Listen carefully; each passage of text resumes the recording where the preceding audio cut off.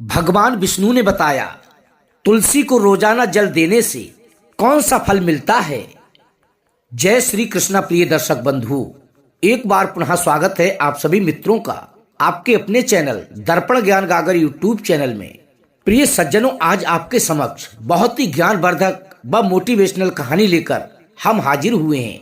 आज की कहानी में हम आपको बताएंगे तुलसी माता पर जल चढ़ाने से मनुष्य के पाप कैसे कट जाते हैं और उससे स्वर्ग की किस प्रकार प्राप्ति होती है। तो कहानी शुरू करने से पहले प्रिय सज्जनों, आप सभी से मेरा निवेदन है, यदि आपने अभी तक हमारे चैनल दर्पण ज्ञान गागर यूट्यूब चैनल को सब्सक्राइब नहीं किया है तो प्लीज चैनल को सब्सक्राइब कर लें, वीडियो को एक लाइक कर दें, हो सके तो अपने सगे संबंधियों और मित्रों तक वीडियो को शेयर अवश्य करें। प्रिय सज्जनों, तो बने रहें बिना स्किप किए हमारी वीडियो की समाप्ति तक। प्रिय सज्जनों, एक समय की बात है, भगवान श्री हरि विष्णु और माता लक्ष्मी शेष सैया पर क्षीर सागर में बैठे हुए थे। तभी माता लक्ष्मी भगवान विष्णु से कहने लगी कि हे प्रभु, आप तो तीनों लोकों के स्वामी हैं, आपकी तीनों लोकों में पूजा होती है, सभी आपकी कृपा पाने के लिए उतावले रहते हैं, और फिर भी आप इस तुलसी के पौधे की पूजा क्यों करते हैं, इससे रोजाना जल क्यों चढ़ाते हैं। हे स्वामी, मैं इस तुलसी के पौधे पर जल चढ़ाने का महत्व जानना चाहती हूँ। तभी प्रिय सज्जनों, माता लक्ष्मी के मुख से ये बात सुनने के बाद भगवान विष्णु कहते हैं कि हे देवी, तुलसी साक्षात लक्ष्मी का ही रूप है। तुलसी की रोजाना पूजा करने के कई एक फायदे हैं, और तुलसी को जल चढ़ाने मात्र से ही मनुष्य के कई जन्मों के पाप नष्ट हो जाते हैं। तुलसी को जल देने का महत्व बताने से पहले मैं तुम्हें एक बहुत ही पवित्र कथा सुनाता हूँ। इस कथा के माध्यम से तुम्हें तुम्हारे प्रश्नों के उत्तर अवश्य ही प्राप्त हो जाएंगे। इसलिए हे देवी, मेरे द्वारा सुनाई जाने वाली इस कथा को आप ध्यान पूर्वक सुनना। तभी भगवान श्री हरि विष्णु कहते हैं कि हे देवी, जो भी मनुष्य इस पवित्र कथा को ध्यान लगाकर श्रद्धा पूर्वक पूरी सुन लेता है, उसे 100 वर्षों तक तुलसी को जल देने का फल प्राप्त होता है, और यमराज के दरबार में जाने के बाद उससे जो नरक की यातनाएं दी जाती हैं, वो भी स्वर्ग के समान लगती हैं। प्रिय सज्जनों, तभी माता लक्ष्मी ने कहा कि हे स्वामी, मैं इस पवित्र कथा को बड़े ही ध्यान से और श्रद्धा पूर्वक सुनूंगी। हे नाथ, आप मुझे ये पवित्र कथा सुनाना प्रारंभ करें। तभी भगवान विष्णु कहते हैं कि हे देवी, बहुत समय पहले की बात है, किसी नगर में एक ब्राह्मण रहता था। उसका जन्म तो ब्राह्मण कुल में हुआ था, लेकिन उसके कर्म बहुत ही नीचता भरे थे, अर्थात वो ब्राह्मण बहुत ही नीच प्रवृत्ति का था। वो ब्राह्मण हमेशा ही झूठ बोला करता था और अनैतिक ढंग से पैसा कमाया करता था। उसका मन हमेशा ही बुरे कर्मों में लगा रहता था। वह सदैव ही जुआ, वेश्यावृत्ति और चोरी में ही लगा रहता था। उसने अपने पूरे जीवन में कभी भी पुण्य के कार्य नहीं किए थे और ना ही कभी शास्त्रों का अध्ययन किया। वैसे तो ब्राह्मण की प्रवृत्ति ही पूजा पाठ करने की होती है, लेकिन उसने तो ब्राह्मण होते हुए भी अपने जीवन में कभी भी पूजा पाठ यज्ञ हवन कुछ भी नहीं किया था। सदैव ही उसका मन दूसरों के धन पर ही लगा रहता था। वो दिन में जो भी धन कमाता था, उसे रात्रि में जुआ व वेश्यावृत्ति में उड़ा दिया करता था। इस प्रकार वह ब्राह्मण अपने पूरे जीवन भर पाप कर्म ही करता रहा। उसने अपने मुख से कभी भी भगवान का नाम नहीं लिया था और ना ही कभी अपने जीवन में देवी देवताओं का पूजन किया। इस प्रकार से पाप करते हुए उसे कई वर्ष बीत गए। फिर वह ब्राह्मण कुछ खरीदारी करने के लिए एक नगरी में जा पहुंचता है। उस नगरी के पास में ही गंगा नदी बह रही थी। माह का महीना चल रहा था और उस गंगा नदी में स्नान करने के लिए दूर दूर से साधु संत आए हुए थे। तभी वह ब्राह्मण चोरी की नियत लेकर के उसी गंगा जी के तट पर पहुंच जाता है और अपने ठहरने की व्यवस्था एक आश्रम में बना लेता है। उस आश्रम में अनेक विद्वान ब्राह्मण रहते थे। वे ब्राह्मण प्रतिदिन पुराणों का पाठ तथा भगवान की भक्ति में ही लीन रहा करते थे। अब वह ब्राह्मण भी ढोंग करता हुआ वहीं पर उनके साथ रहने लगा और उन ब्राह्मणों के साथ रहकर उसे भी भगवान का नाम लेने का अवसर मिल रहा था। वह उसी स्थान पर कुछ समय के लिए रुक गया। फिर वहां पर आए हुए लोगों ने गंगा मैया व गायों का पूजन करने के बाद ब्राह्मणों को भोजन कराया तो उस ब्राह्मण ने भी उन सभी के साथ बैठकर भोजन किया और बड़ी ही श्रद्धा पूर्वक भगवान का प्रसाद ग्रहण किया। वहीं पर उसी आश्रम में एक तुलसी का पौधा था। वह ब्राह्मण जाने अनजाने में उस तुलसी के पौधे में पानी डाल दिया करता था, लेकिन उसके मन में कोई भी विचार नहीं था कि वह क्या कर रहा है। उसका मन तो चोरी में ही रमा हुआ था कि कब मुझे मौका मिले और मैं इन संतों की व ब्राह्मणों की चोरी करके यहाँ से निकल जाऊं। इसी प्रकार उसे रहते हुए वहां पर काफी समय हो गया और वह प्रतिदिन रोज उठ करके उस तुलसी के पौधे में जल चढ़ाता रहा। अब ये उसका रोजाना का नियम बन गया। ये सब देखकर उस आश्रम के ब्राह्मण व साधु लोग भी ये सोचने लगे, ये तो बहुत अच्छा व्यक्ति है, कितने मन लगाकर प्रतिदिन ये तुलसी माँ की सेवा करता है। प्रिय सज्जनों, एक बार की बात है, जब वह आश्रम में सोया हुआ था, तभी रात्रि में अचानक उसके पास एक काला सर्प आया और उस काले सर्प ने उसे नींद में ही डस लिया और थोड़ी ही देर में उस ब्राह्मण की नींद में ही मृत्यु हो गई। और जब सुबह दूसरे ब्राह्मणों ने उसे इस अवस्था में देखा तो उन्होंने उसके मुख में तुलसी पत्र व तुलसी जल डाला। तभी उन ब्राह्मणों को पता चला कि उसकी तो मृत्यु हो चुकी है। प्रिय सज्जनों, तभी उसी समय वहां पर यमदूत उसे लेने को आते हैं और उस ब्राह्मण की आत्मा को पकड़कर यमलोक को ले जाने लगते हैं। रास्ते में जाते समय वह ब्राह्मण विलाप करने लगा और यमदूतों से कहने लगता है कि हे यमदूतों, मुझे कहाँ ले जा रहे हो और मेरी मृत्यु किस कारण से हुई है। तब यमदूत उससे कहते हैं कि हे ब्राह्मण, तुमने जन्म से लेकर मृत्यु तक बहुत ही बड़े पाप कर्म किए हैं और तुम्हारे उन्हीं पापों के कारण ही तुम्हें एक काले सर्प ने डस लिया है। इसके कारण तुम्हारी मृत्यु हो गई है और अब हम तुम्हें यमपुरी लेकर के जा रहे हैं। वहां पर यमराज जी तुम्हारे पाप कर्मों का लेखा जोखा देखेंगे और निश्चित ही तुम्हें घोर नरक में डाल देंगे। यमदूतों के मुख से इतनी बात सुनने के बाद प्रिय सज्जनों, वो ब्राह्मण फूट फूट कर रोने लगा और उन यमदूतों से दोनों हाथ जोड़कर माफी मांगने लगा। किंतु उन यमदूतों को उस ब्राह्मण पर जरा सी भी दया नहीं आई और वे उसे चाबुकों से मारते हुए यमलोक ले गए। जब यमदूत उस ब्राह्मण को लेकर यमराज के समक्ष उपस्थित हुए तो यमराज के पास बैठे हुए चित्रगुप्त ने उस ब्राह्मण के कर्मों का लेखा जोखा देखा और चित्रगुप्त यमराज से कहने लगे कि हे धर्मराज, इस ब्राह्मण ने तो अपने पूरे जीवन में निरंतर पाप ही पाप किए हैं। इसने अपने जीवन में कभी भी कोई भी पुण्य का कार्य नहीं किया है। ये तो बहुत बड़ा पापी अधर्मी है। इसे तो सदा सदा के लिए नरक में ही डाल दिया जाए। चित्रगुप्त की इतनी बात सुनने के बाद यमराज जी कहते हैं कि हे यमदूतों, जीवन भर पाप कर्म करने वाले इस ब्राह्मण को यहाँ से उठाकर ले जाओ और इसे नरक में डाल दो। यमराज का आदेश पाते ही वे यमदूत उस ब्राह्मण को पकड़कर नरक की ओर ले जाते हैं और नरक लोक में ले जाकर उस ब्राह्मण को खौलते हुए तेल की कढ़ाई में डाल देते हैं। तभी प्रिय सज्जनों, एक बहुत बड़ा चमत्कार होता है। जैसे ही उस ब्राह्मण को खौलते हुए तेल की कढ़ाई में डालते हैं तो वह तेल एकदम से ठंडा और शीतल हो जाता है। इस घटना को देख करके उन यमदूतों के लिए बहुत ही आश्चर्य होता है। ऐसा उनके साथ पहले कभी नहीं हुआ था। उन यमदूतों ने ना जाने कितने पापियों के लिए खौलते हुए तेल की कढ़ाई में डाल दिया था और वे सभी उस खौलते हुए तेल में गिरकर छटपटाने लगते थे। लेकिन जैसे ही उस ब्राह्मण को खौलते हुए तेल की कढ़ाई में डाला तो वह तेल अचानक से ठंडा और शीतल हो गया। इस आश्चर्यजनक घटना को देख करके उन दोनों यमदूतों में से एक यमदूत जल्दी से भागता हुआ यमराज के पास पहुंचा। उस यमदूत को देखकर यमराज कहने लगे कि हे यमदूत, क्या बात है, तुम इस प्रकार से घबराए हुए क्यों लग रहे हो। तभी वह यमदूत कहता है कि हे यमराज, आपने जिस ब्राह्मण को नरक में डालने के लिए कहा था, अर्थात नरक की यातनाएं देने को कहा था, मैंने जैसे ही उसे खौलते हुए तेल की कढ़ाई में डाला तो उस भट्टी की अग्नि बुझ गई और वह खौलता हुआ तेल भी एकदम से शीतल हो गया। तभी यमराज जी कहते हैं कि हे यमदूत, ये तो बड़ी ही विचित्र घटना है। ऐसा तो हमारे नरक लोक में पहले कभी भी नहीं हुआ था। प्रिय सज्जनों, यमराज विचार कर ही रहे थे कि तभी वहां पर देव ऋषि नारद जी प्रकट हो जाते हैं।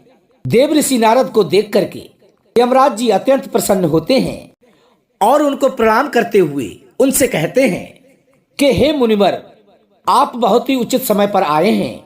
हमने आज और अभी एक अत्यंत पापी ब्राह्मण को नरक की यातनाएं देने के लिए यमदूतों को सौंपा था और इन यमदूतों ने उसे ले जाकर खौलते हुए तेल की कढ़ाई में डाल दिया था।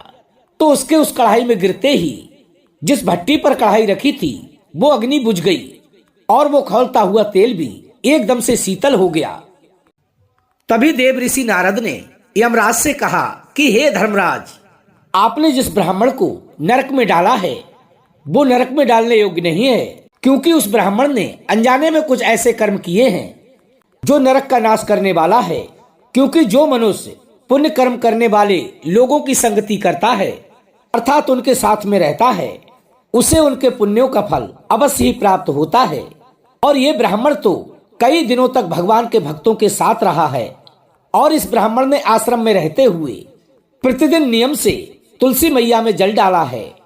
इसलिए ये ब्राह्मण पाप कर्म करते हुए भी पुण्य आत्मा बन चुका है। इसलिए अब ये ब्राह्मण स्वर्गलोक जाने का अधिकारी बन चुका है। इस ब्राह्मण ने अनजाने में ही सही लेकिन इतने पुण्य अर्जित कर लिए हैं जो कई जन्मों तक मनुष्य द्वारा पुण्य कर्म करने के बावजूद भी प्राप्त नहीं होते हैं। इसलिए हे धर्मराज, आप इस ब्राह्मण को अब नरक में मत डालो और इसके पापों के लिए केवल इतना दंड दो, इसे ले जाकर सभी नरकों के दर्शन करा दो। देव ऋषि नारद के मुख से ये बात सुनने के बाद यमराज बहुत ही खुश होते हैं और उस ब्राह्मण को नरक से निकालकर अपने यमदूतों से कहते हैं कि हे यमदूतों, इस ब्राह्मण को ले जाओ और संपूर्ण नरकों के दर्शन कराओ। भगवान विष्णु कहते हैं कि हे देवी लक्ष्मी, इस प्रकार से यमदूत उस ब्राह्मण को संपूर्ण नरकों के दर्शन कराते हैं। इसके बाद वे यमदूत उस ब्राह्मण के लिए यक्ष लोक में ले जाते हैं, जहां पहुंचने के बाद वो ब्राह्मण यक्ष बन जाता है। भगवान विष्णु कहते हैं कि हे देवी, वनस्पति नाम तुलसी, मास नाम कार्तिक, तिथि नाम एकादशी, अर्थात हे देवी, वनस्पतियों में मुझे तुलसी प्रिय है और मासों में कार्तिक मास और तिथियों में मुझे एकादशी प्रिय है। इसीलिए हे देवी, जो भी मनुष्य प्रतिदिन नियम से तुलसी की पूजा करता है और तुलसी को जल देता है, वो मनुष्य मुझे सबसे अधिक प्रिय है। उस मनुष्य की कभी भी दुर्गति नहीं होती है और ना ही वो मनुष्य कभी नरक का गामी बनता है। जिन घरों में तुलसी का पौधा सदैव ही हरा भरा रहता है, उस घर में सदैव ही सुख समृद्धि और शांति बनी रहती है। भगवान विष्णु कहते हैं कि हे देवी लक्ष्मी, मेरी पूजा में और मुझे चढ़ाए जाने वाले भोग में तुलसी पत्र अवश्य ही होने चाहिए, क्योंकि तुलसी पत्र के बिना मैं किसी भी प्रकार का भोग स्वीकार नहीं करता हूँ। इसलिए प्रत्येक घर में तुलसी का पौधा अवश्य ही होना चाहिए। यदि आपके घर में तुलसी का पौधा है तो सुख शांति और समृद्धि के लिए तुलसी को चुनरी अर्थात ओढ़नी अवश्य ही उड़ानी चाहिए। और हमेशा इस बात का ध्यान रखें कि तुलसी का पौधा चुनरी के बिना अधूरा होता है। तुलसी केवल एक पौधा ही नहीं है, बल्कि वो तो एक देवी हैं, मेरी अर्थात विष्णु की पत्नी हैं। इसलिए तुलसी के लिए चुनरी अवश्य अर्पण करनी चाहिए। इससे पति पत्नी में प्रेम और विश्वास सदा ही बना रहता है। पति पत्नी का दाम्पत्य जीवन खुशहाल रहता है और उस घर में रहने वाली स्त्रियां सदा सुहागिन व सौभाग्यशाली होती हैं। तुलसी का विवाह भी अवश्य कराना चाहिए, जिससे मनुष्य के सभी दुखों का अंत हो जाता है और सांसारिक जीवन सुख में व्यतीत होता है। भगवान विष्णु कहते हैं कि हे देवी लक्ष्मी, तुलसी के पौधे के पास अपने मुख से कभी भी भूल कर भी अपशब्द नहीं बोलने चाहिए और तुलसी के पास भूल से भी जूते चप्पल अथवा झाड़ू पोंछा नहीं रखना चाहिए। इसे बहुत बड़ा पाप माना गया है। तुलसी के पौधे के पास जल से भरा हुआ बर्तन भी नहीं रखना चाहिए। तुलसी के पौधे के पास दीपक जलाने के बाद दीपक को थोड़ी देर वहां जलाने के बाद वहां से हटा देना चाहिए, क्योंकि तुलसी के पास बुझा हुआ दीपक रखना बहुत बड़ा अशुभ माना जाता है। जिस स्थान पर भी तुलसी का पौधा होता है उस स्थान को सदैव ही साफ स्वच्छ रखना चाहिए। इसलिए नियमित रूप से तुलसी के पौधे के पास साफ सफाई अवश्य रखें। तुलसी के पौधे में शिवलिंग और गणेश जी की प्रतिमा को भूल कर भी ना रखें। इसके साथ साथ तुलसी के गमले में कोई अन्य पौधा भी लगाना बहुत बड़ा अशुभ होता है। तुलसी के पौधे के पास हमें कभी भी कपड़े सूखने नहीं डालने चाहिए, क्योंकि उनका गंदा पानी तुलसी के पौधे पर गिर सकता है। और हमेशा इस बात का ध्यान रखना चाहिए कि तुलसी पत्रों को नाखूनों से ना तोड़ें, इससे तुलसी का अपमान होता है। और यदि तुलसी के पत्ते सूखकर जमीन पर गिर जाते हैं तो उन्हें कचरे में नहीं फेंकना चाहिए, क्योंकि वे पत्ते पैरों के नीचे आ जाते हैं, अर्थात गंदे स्थान पर गिर जाते हैं, जो कि बिल्कुल अच्छा नहीं होता है। उन पत्तों के लिए आप तुलसी की मिट्टी में ही दबा दें या फिर और कहीं गड्ढा खोद कर गाड़ दें। और रविवार के दिन ना तो तुलसी के पत्ते तोड़ें और ना ही जल चढ़ाएं। बाकी सभी दिन रोज स्नान आदि से निवृत्त होकर जल देना चाहिए और शाम के समय तुलसी के नीचे एक दीपक अवश्य जलाना चाहिए। भगवान विष्णु कहते हैं कि हे देवी लक्ष्मी, अक्सर स्त्रियां स्नान के बाद अपने बाल खुले रखकर तुलसी को जल देती हैं, लेकिन ऐसा करना गलत होता है। स्त्रियों को हमेशा ही अपने बाल बांधकर और माथे पर सिंदूर लगाकर ही तुलसी को जल देना चाहिए। इससे तुलसी का आशीर्वाद प्राप्त होता है। घर में तुलसी का पौधा लगाते समय इस बात का ध्यान रखें कि इसके लिए गंदी मिट्टी का उपयोग न करें, साफ स्वच्छ मिट्टी का ही इस्तेमाल करना चाहिए, ताकि तुलसी माँ हमसे खुश रहें, हमसे रुष्ट ना हो। क्योंकि गंदी मिट्टी डालने से तुलसी मैया सूखने लगती हैं। तुलसी को कभी भी गंदे स्थान पर नहीं लगाना चाहिए, जैसे कि नाली अथवा बाथरूम के पास। तुलसी के गमले को कभी भी नहीं रखना चाहिए, अन्यथा गंदा पानी तुलसी के गमले में गिर सकता है, जो कि बहुत ही अशुभ माना जाता है। घर में तुलसी का पौधा कभी भी सूखना नहीं चाहिए।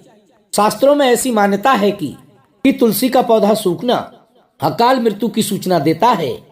यदि घर में तुलसी का पौधा सूख जाए तो घर की सुख समृद्धि समाप्त होने लगती है। लेकिन सर्दियां आने पर प्रिय सज्जनों, तुलसी के पौधे अक्सर सूखने लगते हैं। इसलिए इस मौसम में इस चीज का विचार ना करें, क्योंकि प्रिय सज्जनों, सूखी हुई तुलसी में माँ लक्ष्मी का वास नहीं रहता। भगवान विष्णु कहते हैं, शास्त्रों के अनुसार मासिक धर्म के दौरान स्त्रियों को तुलसी के पौधे में जल नहीं देना चाहिए।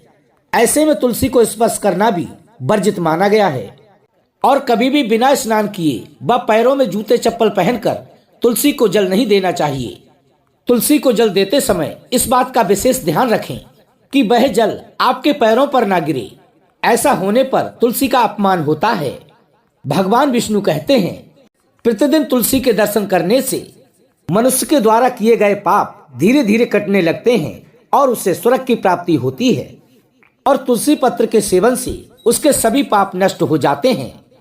तुलसी का पौधा सदैव ही अपने घर के सामने लगाना चाहिए, जिसे पूर्व अथवा उत्तर दिशा में लगाना बहुत ही शुभ माना जाता है।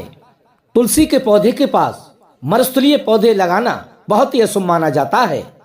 ऐसे पौधों से नकारात्मक ऊर्जा निकलती है, क्योंकि शास्त्रों में कहा गया है, जिन पौधों से हरी भरी कलियों की उत्पत्ति ना हो, उसके स्थान पर कांटे निकलते हों, तो ऐसे पौधे को तुलसी के पास भूल कर भी ना लगाएं। शास्त्रों में केले के पौधे का विशेष महत्व बताया गया है। यदि तुलसी के पास केले का पौधा लगा देते हैं तो कई गुना अधिक लाभ प्राप्त होता है, क्योंकि हे देवी लक्ष्मी, केले के पौधे में मेरा स्वयं वास होता है। इसलिए इसे तुलसी के पास लगाने से घर में सदैव ही सुख समृद्धि बनी रहती है। तुलसी के पौधे में शालिग्राम भी अवश्य रखने चाहिए, क्योंकि तुलसी के गमले में शालिग्राम रखने से तुलसी का और भी अधिक शुभ प्रभाव आपको देखने को मिलेगा। क्योंकि शालिग्राम मेरा ही निराकार रूप है। ये काले रंग का पत्थर होता है, जिसे विलक्षण और मूल्यवान माना गया है। यदि इसे तुलसी के गमले में रखेंगे तो आपके घर से संपूर्ण नकारात्मक ऊर्जा का नाश हो जाएगा। घर में केवल एक ही शालिग्राम की पूजा करनी चाहिए।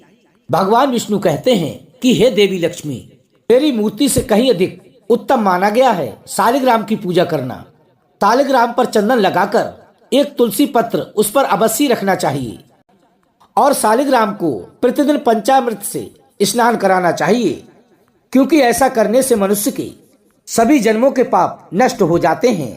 क्योंकि शालिग्राम सकारात्मकता और सात्विकता के प्रतीक होते हैं। इस प्रकार प्रिय दर्शक बंधु, भगवान श्री हरि विष्णु ने माता लक्ष्मी के लिए तुलसी के पौधे को जल देने का महत्व समझाया और घर में तुलसी के पौधे लगाने के सभी नियम समझाए। वैसे तो प्रिय दर्शक बंधु, तुलसी के बहुत सारे फायदे हैं।